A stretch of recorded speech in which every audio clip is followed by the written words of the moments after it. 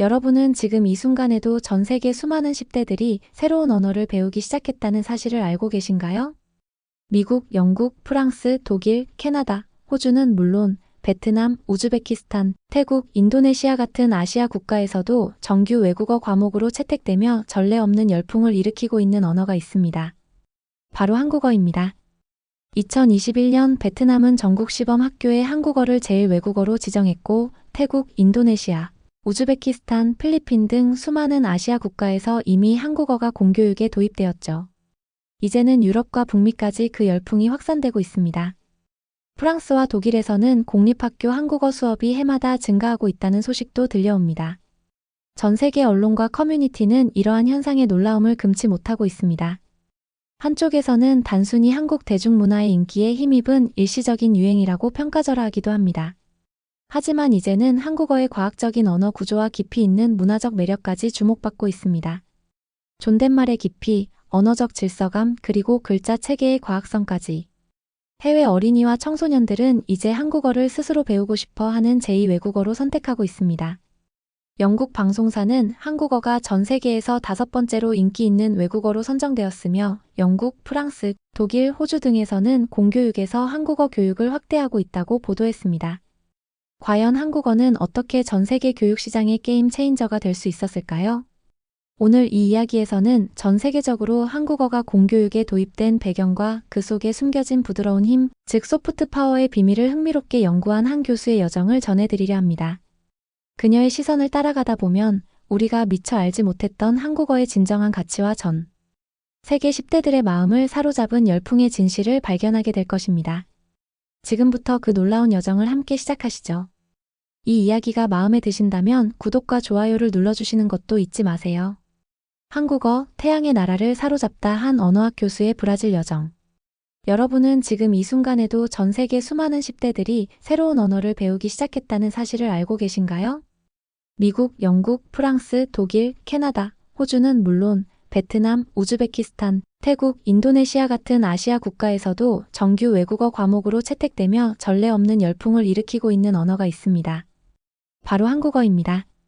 2021년 베트남은 전국 시범 학교에 한국어를 제1외국어로 지정했고, 태국, 인도네시아, 우즈베키스탄, 필리핀 등 수많은 아시아 국가에서 이미 한국어가 공교육에 도입되었죠. 이제는 유럽과 북미까지 그 열풍이 확산되고 있습니다. 프랑스와 독일에서는 공립학교 한국어 수업이 해마다 증가하고 있다는 소식도 들려옵니다. 전 세계 언론과 커뮤니티는 이러한 현상의 놀라움을 금치 못하고 있습니다.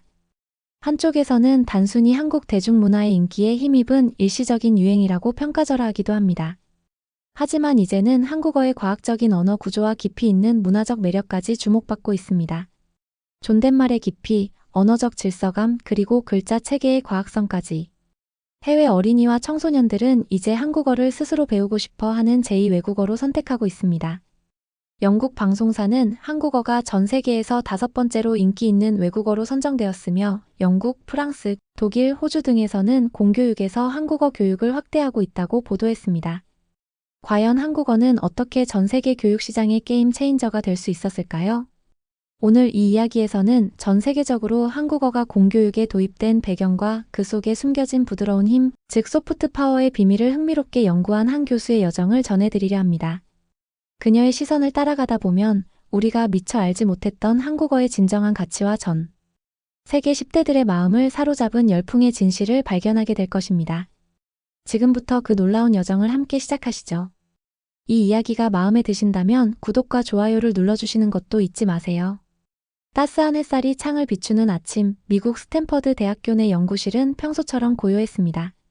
저는 사라 젠킨스이고 20년 넘게 언어 습득 이론을 연구하며 명성을 쌓아온 언어학 교수입니다. 제 책상 위에는 늘 최신 언어 교육 트렌드와 언어학 관련 서적들이 빼곡히 쌓여 있었습니다. 벽면을 장식한 것은 제가 직접 작성한 수많은 논문들이었죠. 그 논문들은 한결같이 영어의 보편적 우월성과 전 세계 언어 지형에서 영어가 차지할 궁극적인 위치에 대해 역설하고 있었습니다. 저는 인류의 미래가 영어라는 하나의 공통 언어로 수렴될 것이라 굳게 믿었습니다. 언어는 실용성이 최우선이며 효율적인 의사소통을 위해서는 가장 널리 쓰이는 언어를 선택하는 것이 합리적이라고 생각했습니다.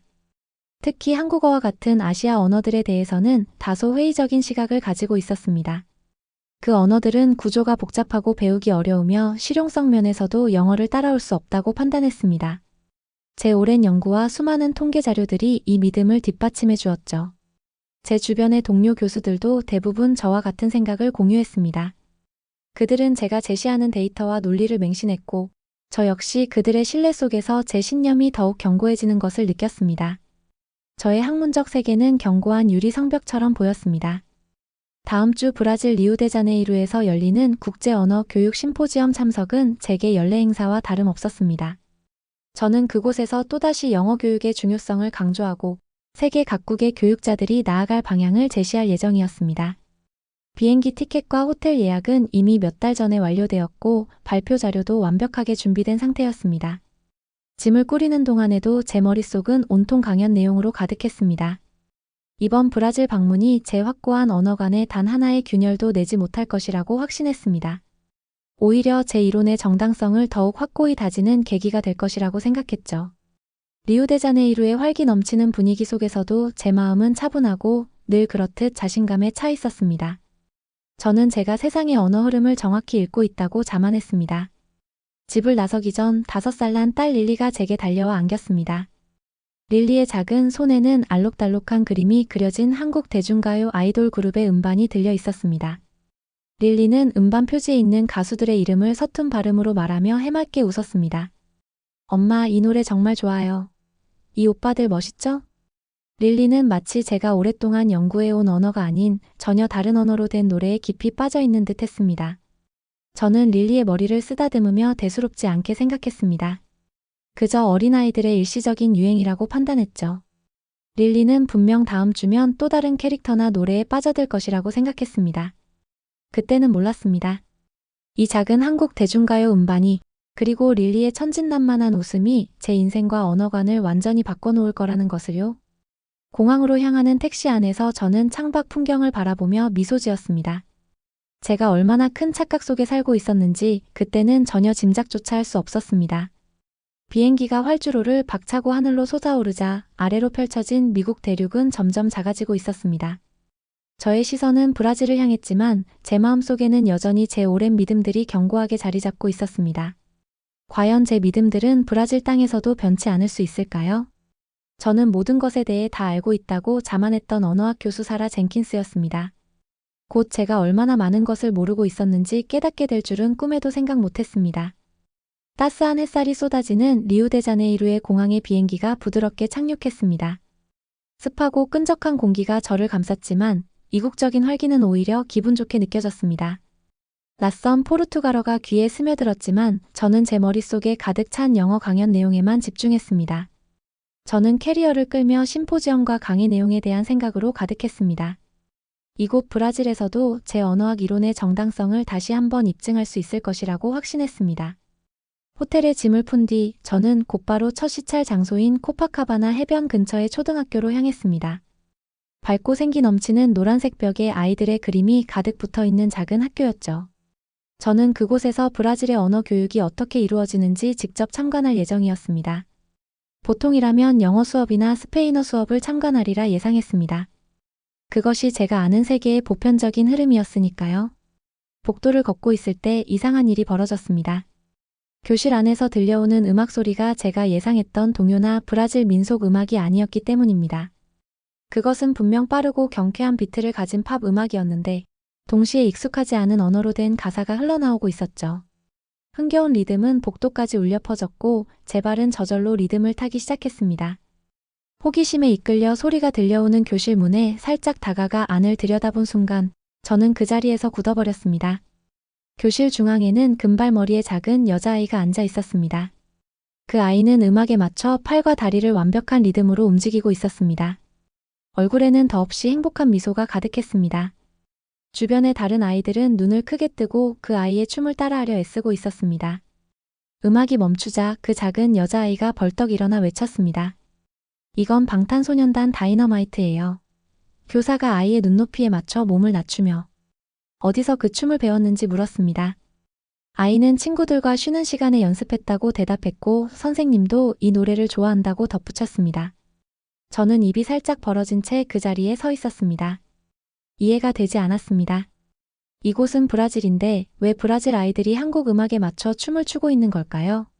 제 머릿속에서는 온갖 의문들이 꼬리를 물고 이어졌습니다. 제가 아는 세상의 질서가 흐트러지는 듯한 느낌이 들었습니다. 그때 친절한 눈빛과 부드러운 갈색 머리를 가진 여성이 제게 다가왔습니다. 파란색 카디건을 입고 있었고 눈가에는 따뜻한 웃음주름이 져 있었습니다. 이분은 바로 마리아 초등학교 원장님이었습니다. 저는 몰랐지만 마리아는 제가 모든 것을 보는 방식을 바꿔놓을 분이었죠. 젠킨스 교수님, 우리 꼬마 한국 대중가요 팬들을 보셨군요. 마리아는 따뜻한 미소를 지으며 말했습니다. 저는 억지로 웃으려 했지만 얼굴이 굳어있는 느낌이었습니다. 그냥 일시적인 유행일 뿐입니다. 다음 달이면 또 다른 거에 맞춰 춤추고 있겠죠. 마리아의 미소는 사라지지 않았지만 눈빛이 진지해졌습니다. 저와 함께 오세요. 그녀는 저를 자신의 사무실로 안내했습니다. 그곳에서 마리아는 아이들이 한글을 마치 예술 작품처럼 그리는 사진들을 보여주었습니다. 작은 남자아이들과 여자아이들이 서로 안녕하세요라고 말하는 영상도 들려주었죠. 아이들이 저녁 식사 때 김치를 달라고 조르거나 한국 드라마를 보게 해달라고 부모님들께 졸라대는 이야기들도 들려주었습니다. 이건 단순한 유행이 아닙니다, 교수님. 이 아이들은 제가 전에 본 적 없는 방식으로 완전히 새로운 문화와 연결되고 있습니다. 저는 고개를 가로저었습니다. 믿고 싶지 않았습니다. 만약 마리아의 말이 맞다면 제 평생의 연구가 잘못된 것이었으니까요. 마리아의 사무실을 나서면서 제 머릿속은 혼란으로 가득했습니다. 20년 동안 영어가 가장 중요한 언어라고 다른 아시아 언어들은 실용성이 떨어진다고 세상에 말해왔습니다. 그 모든 것이 한순간에 무너질 수도 있다는 생각에 등골이 오싹했습니다.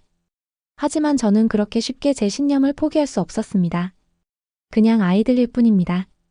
자기들이 뭘 원하는지도 모르죠. 저는 다시 한번 스스로를 다독이며 애써 냉정한 척했습니다. 저의 자존심이 마치 견고한 방패처럼 제 앞에 서 있었습니다. 마리아는 저를 오랫동안 말없이 바라보았습니다. 그녀의 눈빛에는 연민과 함께 묘한 확신이 담겨 있었습니다. 마치 제가 곧 깨달음을 얻을 것이라는 듯이 말입니다. 그러더니 그녀는 두툼한 폴더 하나를 제게 건네주었습니다. 이건 학부모님들이 보낸 편지입니다. 오늘 밤에 읽어보십시오. 그리고 이게 정말 단순한 유행인지 아닌지 교수님의 눈으로 직접 확인해 보시길 바랍니다. 저는 폴더를 받아들고 호텔로 돌아왔습니다. 리우의 밤은 활기 넘쳤지만 제 마음은 무겁기만 했습니다. 창밖으로 들려오는 삼바 음악도 제 심란한 마음을 달래주지 못했습니다. 그날 밤 호텔 방 침대에 앉아 폴더를 열었습니다. 안에는 수십 통의 편지가 들어 있었습니다. 대부분 손글씨로 정성스럽게 쓰인 편지들이었죠. 한 아버지는 딸이 자신에게 한국어 단어를 가르쳐주는 이야기를 쓰고 있었습니다. 딸은 아빠에게 한국 드라마에 나오는 멋진 표현들을 알려주며 하루 종일 종알거렸다고 합니다. 그 아버지는 딸의 열정에 감탄하며 자신도 함께 한국어를 배우고 싶다는 소박한 소망을 적었습니다. 어떤 어머니는 아들이 용돈을 모아 한국 문화에 관한 책을 사고 좋아하는 한국 대중가요 그룹의 가사를 외우는 모습에 놀라움을 금치 못했다고 설명했습니다. 아들이 한국어 가사를 따라 부를 때는 마치 자신이 그 노래의 주인공이 된 것처럼 열정적이었다고 했죠. 한 할머니는 한국어를 배우는 것이 수줍음이 많았던 손주가 친구를 사귀고 활발해지는데 어떻게 도움이 되었는지 감격스럽게 적어 내려갔습니다. 손주가 한국어를 배우면서 자신감을 얻고 친구들과 새로운 연결고리를 찾았다는 이야기는 제 가슴을 울렸습니다. 편지 한 장 한 장을 읽을 때마다 저의 심장은 알 수 없는 방식으로 두근거렸습니다. 그들의 진심이 담긴 글들은 제 머릿속의 견고한 벽에 작은 균열을 내기 시작했습니다. 이 편지들은 단순한 부모의 자랑이 아니라 아이들의 순수한 열정과 문화적 호기심이 어떻게 언어 학습으로 이어지는지를 보여주는 생생한 증거들이었습니다. 그때 전화가 울렸습니다. 미국에 있는 제 딸 릴리였습니다. 매일 밤 대화하는 것이 저희의 작은 의식이었습니다. 화면에 릴리의 해맑은 얼굴이 나타났고 금발 곱슬머리가 통통 튀며 인사했습니다. 엄마. 릴리는 제게 인사를 건넨 뒤 저를 깜짝 놀라게 할 만한 한국어 문장을 말했습니다. 엄마 보고 싶어요. 제 가슴이 쿵하고 떨어지는 듯 했습니다. 릴리, 그건 어디서 배운 거니? 릴리는 천진난만하게 웃으며 친구가 유튜브에서 한국 애니메이션을 보여줬다고 말했습니다. 그리고는 제게 물었습니다. 엄마가 집에 돌아가면 같이 한국어를 배울 수 있나요? 릴리와 작별 인사를 한 후 저는 여전히 전화를 손에 든 채 침대 가장자리에 앉아 있었습니다. 제가 이해하지 못하는 뭔가가 전 세계적으로 심지어 제 가족에게까지 일어나고 있었습니다. 제가 굳게 믿던 모든 언어관에 도전하는 거대한 물결이었습니다. 침대 위에 펼쳐진 학부모들의 편지를 바라봤습니다. 초등학교에서 신나게 춤추던 작은 여자아이, 그리고 한국어로 말하는 릴리를 떠올렸습니다. 어쩌면 정말 어쩌면 저는 이 현상을 더 자세히 들여다봐야 할지도 모른다는 생각이 들었습니다. 어쩌면 이곳 브라질에서 실제로 무슨 일이 일어나고 있는지 제 두 눈으로 직접 확인해야 할지도 모른다는 직감이 들었습니다. 하지만 그것은 제가 틀렸을 수도 있다는 것을 인정해야 한다는 뜻이었고 20년 전문가로서 그 사실을 받아들이는 것이 저에게는 가장 어려운 일이었습니다. 다음 날 아침 리우의 햇살이 호텔 방을 가득 채웠습니다.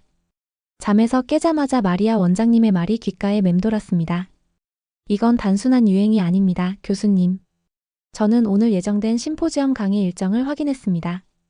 원래대로라면 저는 그곳에서 한국어 같은 아시아 언어가 왜 학교, 교육에서 사라질 수밖에 없는가에 대해 강연할 예정이었습니다.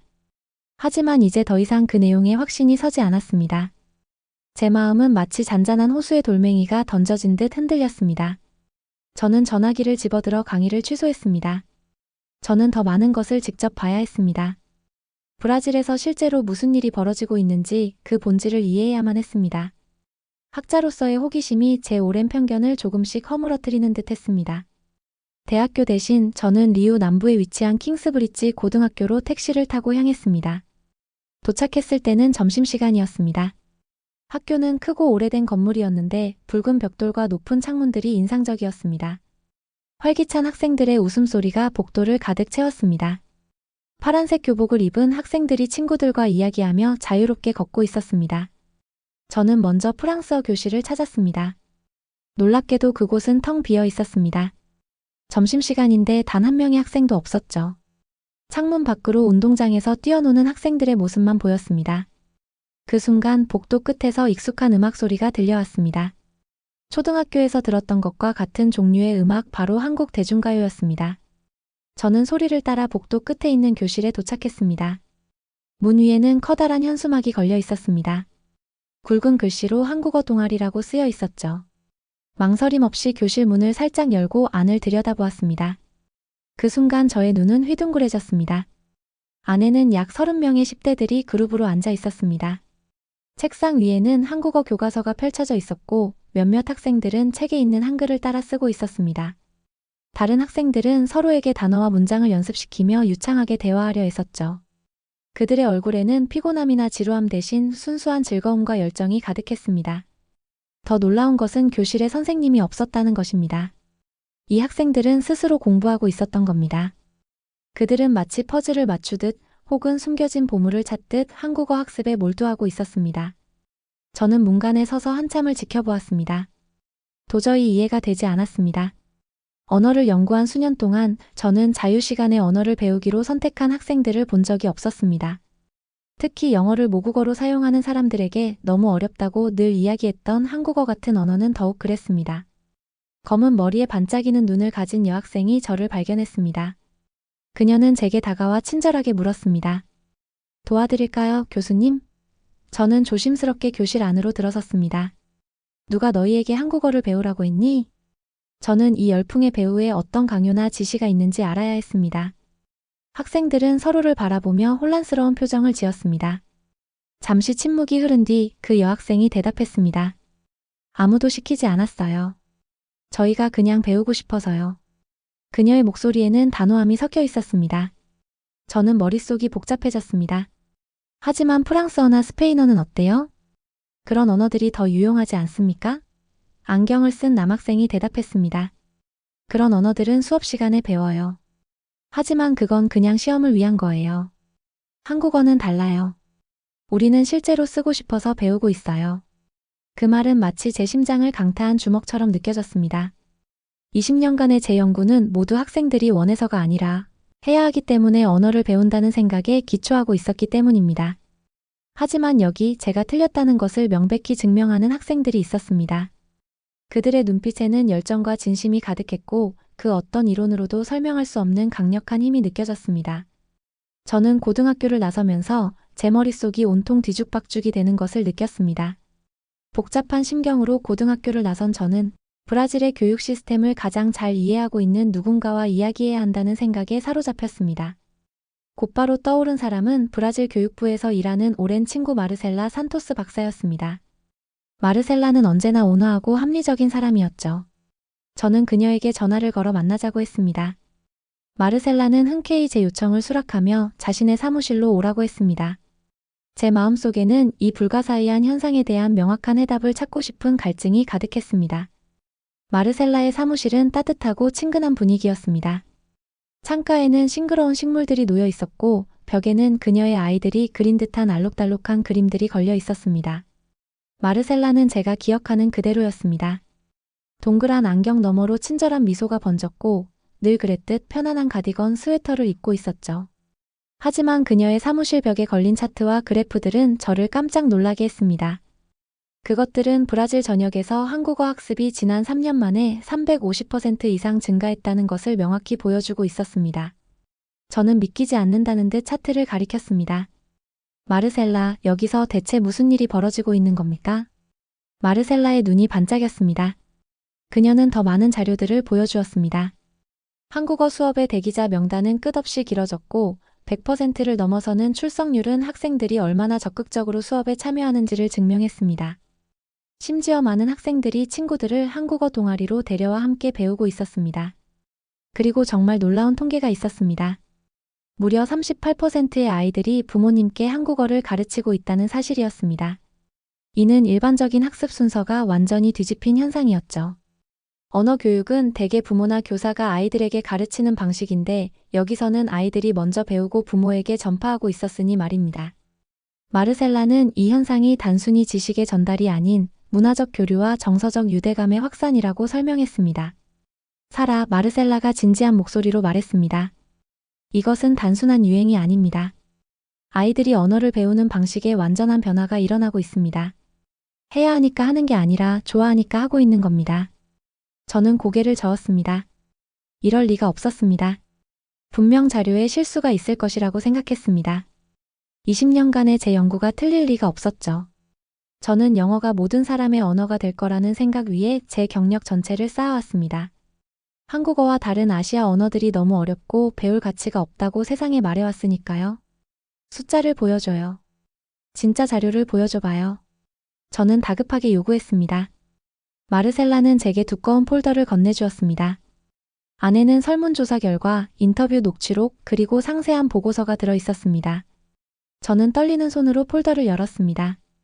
결과는 너무나도 분명했습니다. 92%의 학생들이 재미있어서 한국어를 배우고 있었고 75%는 한글이 생각보다 배우기 쉽다고 느끼고 있었습니다.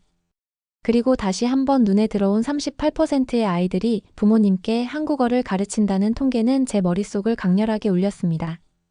그것을 읽는 동안 제 손은 부들부들 떨렸습니다. 적은 밖에 있는 것이 아니었습니다.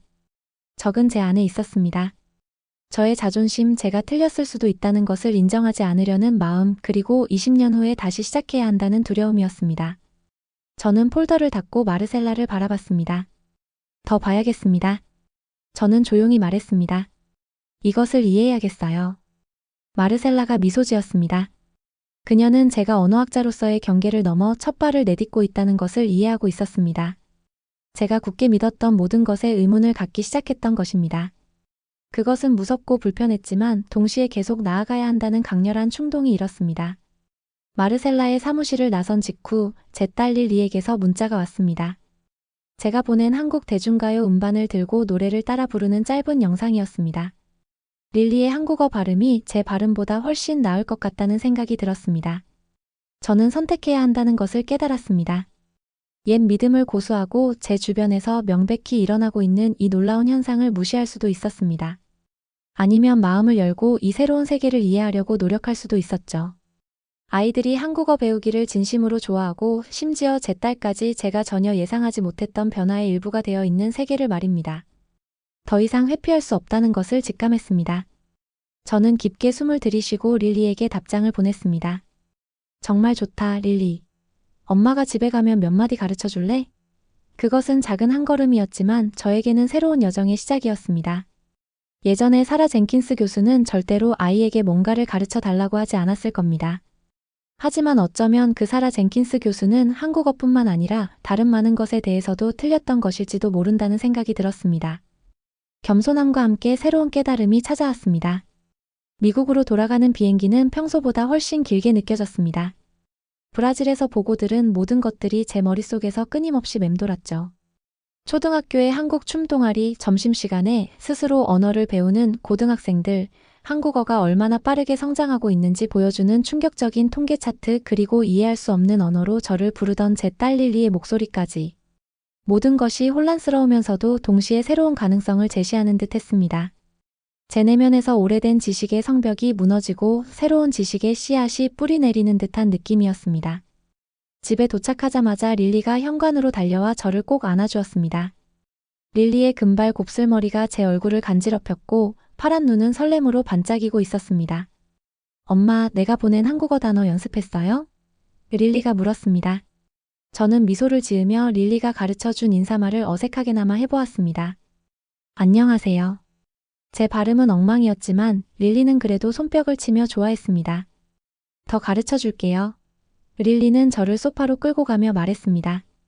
그 다음 1시간 동안 5살짜리 제 딸이 저의 언어 선생님이 되었습니다. 릴리는 제게 감사합니다, 사랑해요를 한국어로 어떻게 말하는지 가르쳐 주었습니다. 제 입에서 단어들이 어색하게 느껴졌지만 릴리는 저를 참을성 있게 기다려 주었습니다. 우리 꼬마 딸이 언제 이렇게 똑똑해진 걸까? 저는 릴리를 바라보며 생각했습니다. 릴리의 인내심과 순수한 열정은 저에게 큰 감동을 주었습니다. 다음 날 저는 다시 스탠퍼드 대학교로 돌아갔습니다. 제 사무실은 이제는 전과는 달라 보였습니다. 벽에 걸린 논문들을 바라봤죠. 모두 영어가 어떻게 세계를 지배하고 다른 언어들은 사라질 거라는 내용이었습니다. 이 논문들이 항상 이렇게 틀렸던 걸까? 아니면 내가 눈치채지 못하는 사이에 세상이 변한 걸까? 저는 지난주 브라질에서 얻은 깨달음과 사무실의 풍경 사이의 괴리감에 혼란스러웠습니다. 다음 한 주 동안 저는 한국어 학습에 관한 모든 자료를 찾아 읽었습니다. 캘리포니아 대학교와 프린스턴 대학교가 이미 한국어 학과를 개설했다는 사실을 알게 되었죠. 심지어 교사를 구하는 속도보다 더 빠르게 학생들이 수업을 채우고 있었습니다. 제가 그동안 얼마나 좁은 시야에 갇혀 있었는지 새삼 깨닫는 순간이었습니다. 하지만 가장 큰 도전은 그 다음 주에 찾아왔습니다. 스탠퍼드 대학교 언어학과 동료들을 마주해야 했거든요. 원래는 제 브라질 여행에 대해 이야기할 정기회의 시간이었습니다. 회의실은 높은 창문으로 들어오는 햇살로 밝게 빛나고 있었습니다. 동료 교수들은 긴 나무 테이블 주위에 앉아 저를 기다리고 있었죠. 이들은 지난 20년 동안 저를 존경해 온 사람들이었습니다. 제 연구와 이론을 굳게 믿어왔던 사람들이었죠. 이제 저는 제가 틀렸을지도 모른다는 것을, 아니, 틀렸다는 것을 그들에게 말해야 했습니다. 심장이 쿵쾅거렸지만 더 이상 진실을 외면할 수는 없었습니다. 저는 자리에서 일어나 깊은 숨을 들이쉬었습니다. 제 연구 방향을 바꿔야 할 것 같습니다. 제 목소리는 예상보다 더 확고하게 울려 퍼졌습니다. 브라질에서 제가 본 것들이 제가 그동안 가르쳐온 내용과 전혀 맞지 않습니다. 회의실은 갑작스러운 침묵에 잠겼습니다. 공기마저 무겁게 느껴졌습니다. 학과장인 데이비드 윌슨 교수가 눈을 좁히며 저를 날카롭게 바라보았습니다. 그의 표정에는 명백한 불쾌감이 스며 있었습니다. 사라, 자네의 전체 경력은 왜 영어가 다른 언어들을 대체할 거라는 걸 보여주는데 싸움을 걸었나? 브라질의 몇몇 아이들이 한국 대중문화를 좋아한다고 그걸 다 버릴 건가? 데이비드 윌슨 교수의 말에 제 얼굴이 뜨거워지는 것이 느껴졌습니다. 그의 말은 제가 정말 어리석은 결정을 내린 것처럼 들리게 했습니다. 하지만 제가 브라질에서 본 현실은 결코 어리석지 않았습니다. 그것은 강력한 변화의 증거였습니다. 저는 데이터를 따르고 있을 뿐입니다. 제 목소리가 실제 제 느낌보다 훨씬 더 강하게 들렸습니다. 우리가 지금까지 잘못된 질문을 하고 있었다면 어떨까요? 언어 학습이 어떤 언어가 가장 쉽거나 유용한지에 관한 게 아니라면요? 사람들이 실제로 배우고 싶어 하는 언어가 무엇인지에 관한 것이라면요? 저는 굳은 의지로 제 주장을 이어나갔습니다. 논쟁은 몇 시간 동안 계속되었습니다. 몇몇 동료들은 제가 완전히 미쳤다고 생각하는 듯 했습니다. 그들의 시선에는 이해할 수 없다는 비난과 경멸이 섞여 있었죠. 하지만 다른 동료들은 제 새로운 아이디어에 호기심을 보였습니다. 그들의 눈빛에는 탐구심과 미세한 흥미가 엿보였습니다. 회의가 끝났을 때 저는 제 일자리가 여전히 남아있는지조차 확실하지 않았습니다. 학과장은 재고해보라고 제안하며 사실상 저의 연구 방향에 대한 불만을 드러냈습니다. 하지만 이상하게도 걱정되어야 할 만큼 걱정되지 않았습니다. 저는 이미 제 내면의 새로운 길을 발견했기 때문입니다. 그날 밤 저는 가장 어려운 도전을 시작했습니다. 바로 한국어 배우기였습니다. 휴대폰에 앱을 다운로드하고 한글이라는 한국어 알파벳을 배우기 시작했죠. 항상 한국 글자가 그저 의미 없는 낙서처럼 보였던 제게 이제 보니 그것들은 실제로는 꽤 논리적이고 아름다운 체계로 느껴졌습니다. 각 기호가 소리를 나타내고 그것들이 모여서 단어를 만들고 있었습니다. 몇 시간 동안 연습하면서 글자 모양을 계속해서 그리고 또 그렸습니다. 저는 릴리와 함께 한국 드라마를 보면서 알아듣는 단어가 있는지 귀 기울였습니다. 한국 대중가요 노래를 듣고 번역을 읽어보기도 했죠. 천천히, 정말 천천히 단어들이 이해되기 시작했습니다. 어느 토요일 아침 릴리가 부엌 테이블에 앉아 한국어 단어 카드에 둘러싸인 저를 발견했습니다. 엄마, 왜 이렇게 열심히 공부하고 있어요? 릴리가 물었습니다. 릴리를 바라봤습니다. 제가 어떻게 설명할 수 있을까요? 언어에 대해 모든 것을 안다고 생각했던 엄마가 완전히 틀렸다는 것을 어떻게 말해줄 수 있을까요? 배움은 재미있어야 하기 때문이야. 저는 간단히 대답했습니다. 엄마가 그걸 오랫동안 잊고 있었어. 릴리는 이 말이 완전히 이해가 된다는 듯 고개를 끄덕였습니다. 그러고는 태블릿을 꺼내 자신이 좋아하는 한국 애니메이션을 보여주었죠. 우리는 함께 그걸 보았는데 제가 얼마나 많은 단어를 이해하는지에 스스로 놀랐습니다. 학과에서는 여전히 저의 변화를 이해하지 못하고 있었지만 저는 다시 이를 즐기기 시작했습니다. 수년 만에 처음으로 단지 오래된 생각을 반복하는 게 아니라 실제로 새로운 것을 배우고 있다는 느낌이 들었습니다. 제 안에는 호기심이 다시 살아나고 있었습니다. 몇 주가 지났습니다. 언어학습에서의 동기부여에 관한 제 새로운 연구 논문은 세계의 학술지에서 거절당했습니다. 학과장은 방향을 재고해보라고 제안했고 몇몇 동료들은 복도에서 저와 말하기를 그만두었습니다. 하지만 이상한 일도 일어났습니다. 저는 다시 이를 즐기기 시작한 겁니다. 수년 만에 처음으로 저는 단지 오래된 생각을 반복하는 것이 아니라 실제로 새로운 것을 배우고 있다는 느낌이 들었습니다. 제 안에는 잃었던 호기심이 다시 살아났습니다. 가장 큰 놀라움은 릴리와 제가 부모님과 영상통화를 했을 때 찾아왔습니다. 릴리는 저에게 가르쳐준 것처럼 외할아버지 외할머니께 한국어로 말하고 있었습니다. 영어 외에 다른 언어를 배운 적이 없는 외할아버지가 미소 지으며 그 단어들을 어색하게나마 따라하고 계셨습니다. 발음이 틀리든 말든 신경 쓰지 않으셨죠. 바보처럼 보이는 것을 걱정하지도 않으셨습니다. 그저 손녀와 교감하는 것을 즐기고 계실 뿐이었습니다. 그들을 지켜보면서 저는 마침내 이해했습니다. 진정한 보상은 옳은 것이 아니었습니다. 완벽한 이론을 갖는 것도 아니었죠. 진정한 보상은 배움 자체의 기쁨이었습니다. 사람들이 언어를 공유할 때 단지 몇 마디 단어만 알아도 생기는 그 연결감이었습니다. 그날 밤 릴리와 저는 영상 스트리밍 서비스에서 이상한 변호사 우영우라는 한국 드라마를 찾았습니다. 고래를 좋아하는 자폐 스펙트럼 변호사에 관한 이야기였죠. 릴리는 그 드라마를 너무나 좋아했고 저도 얼마나 재미있게 보는지 스스로 놀랐습니다. 우영우가 사건에서 이길 때 우리는 함께 환호했습니다. 그녀가 어려움에 직면할 때 함께 울기도 했죠. 그리고 한국 축구 국가대표팀이 경기를 할 때 우리는 응원하기 위해 빨간 셔츠를 입었습니다. 선수들의 이름을 배우고 손흥민 선수가 골을 넣을 때마다 함께 열광적으로 응원했습니다. 이런 작은 순간들이 저의 진정한 보상이었습니다. 언어에 관한 완벽한 이론이 아니라 딸과의 진정한 교감, 한때 무시했던 문화와의 연결, 그리고 다시 초보자가 되는 기쁨이었습니다. 리우 여행 이후로 1년이 지났습니다. 세상이 변했고 저 역시 변했습니다. 스탠퍼드 사무실에 앉아 오늘 아침에 도착한 편지를 보고 있었습니다. 브라질 교육부에서 온 편지였습니다. 2026년에 브라질은 공식적으로 한국어를 전국 학교에서 정규 외국어 과목으로 채택할 거라고 했습니다. 그리고 그들은 제게 교육 계획을 만드는데 도움을 청하고 있었습니다. 바로 저에게 말입니다. 한때 한국어가 학교에서 사라질 거라고 말했던 교수에게 아시아 언어를 배우는 것은 시간 낭비라고 생각했던 교수에게 말입니다. 이제 그들은 수천 명의 브라질 아이들에게 한국어를 가르치는데 제 도움을 원하고 있었습니다. 편지를 접어 주머니에 넣으며 저는 미소 지었습니다. 인생은 때로 놀라움을 안겨주는 것 같다는 생각이 들었습니다. 제 새로운 연구는 이제 동기부여가 언어 학습에 어떤 영향을 미치는지에 관한 것이었습니다. 사람들이 왜 특정 언어를 배우기로 선택하는지, 그리고 즐거움이 어떻게 학습을 더 쉽게 만드는지 연구하고 있었죠. 옛 동료들은 여전히 제 마음의 변화를 완전히 이해하지 못하고 있었지만 새로운 기회들이 제 앞에 활짝 열리고 있었습니다. 다음 주 저는 마르셀라 산토스 박사와 함께 한국어 프로그램 협의를 위해 다시 리우데자네이루로 날아갈 예정입니다. 브라질 전역의 학교들을 방문해 교사들과 학생들과 이야기를 나눌 계획이었습니다. 모든 사람들이 한국어 배우기를 즐길 수 있게 새로운 교재와 온라인 수업을 만들 예정이었고요. 하지만 먼저 저는 릴리와의 특별한 저녁 시간을 계획해 두었습니다. 일찍 집에 돌아오니 릴리가 거실에 있었습니다. 릴리는 3명의 친구들에게 한국어로 색깔 이름을 가르치고 있었습니다.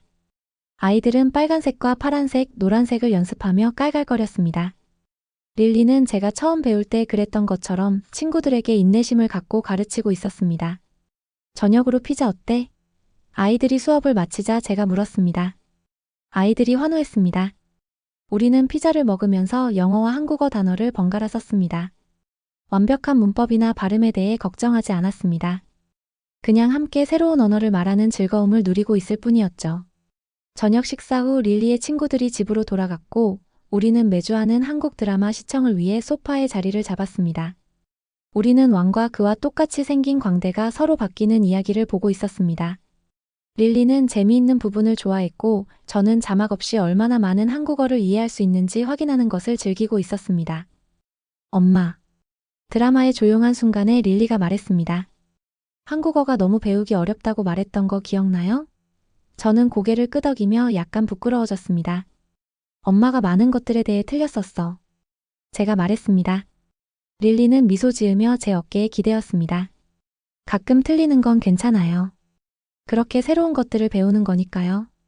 순진한 아이의 입에서 나온 지혜로운 말이었습니다. 5살 딸이 제가 50년 동안 배웠던 것을 이해하고 있었던 거죠.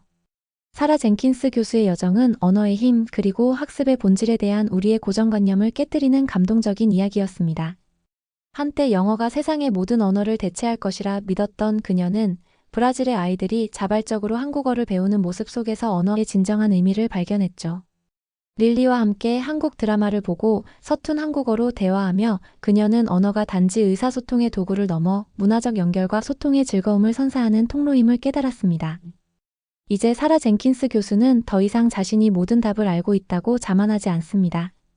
그녀는 진정한 스승이란 끊임없이 배우기를 멈추지 않는 사람이며 가장 현명한 지혜는 때론 가장 예상치 못한 곳에서 바로 아이들의 순수한 열정 속에서 발견된다는 것을 깨달았습니다. 그녀는 이제 브라질의 한국어 교육 계획을 돕기 위해 다시 태양의 나라로 향합니다. 그곳에서 그녀는 아이들이 언어에서 진정한 기쁨을 찾도록 돕고 한국어라는 새로운 물결이 브라질 교육의 미래를 어떻게 변화시킬지 직접 지켜볼 것입니다. 한국어 열풍은 단순한 유행을 넘어 전 세계 교육 시스템에 새로운 질문을 던지고 있습니다. 우리가 무엇을 가르쳐야 하는가가 아니라 학습자들이 진정으로 무엇을 배우고 싶어 하는가에 대한 질문이죠. 이 이야기가 여러분에게도 새로운 언어의 세계를 탐험하고 익숙함 속에서 새로운 가치를 발견하는 계기가 되기를 바랍니다. 언어의 세계는 곧 친구의 세계이니까요. 오늘 이 이야기가 좋으셨다면 구독과 좋아요로 저희 채널을 응원해 주시면 감사하겠습니다. 다음에도 더 흥미로운 이야기로 찾아뵙겠습니다.